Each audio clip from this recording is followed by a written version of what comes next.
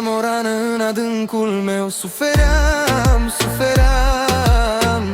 Îi ziceam că nu-mi este greu. Mințeam, plângeam, plângeam. Pentru tine e prea târziu. A venit apusul, nu mă ține legat. Lasă-mă să cad.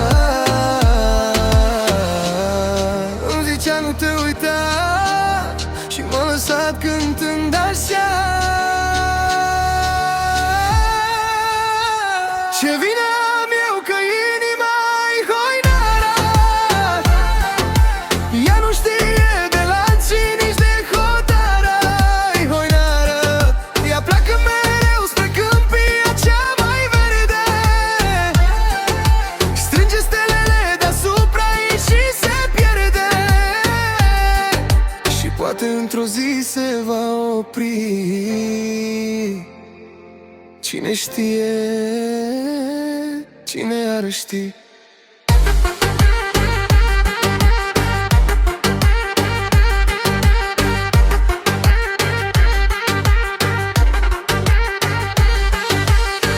Am văzut-o după una în alaltă seară. Râdea, râdea, râdea.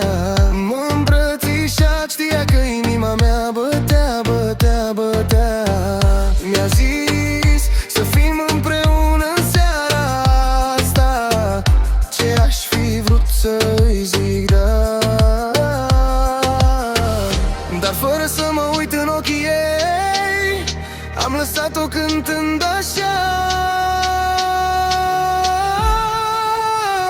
Ce vină am eu că inima-i hoinara. Ea nu știe de lanții nici de hotara-i hoinară. Ea pleacă mereu spre câmpia cea mai verde. Strânge stelele deasupra ei și se pierde. Și poate într-o zi se va opri. Cine știe, cine ar ști?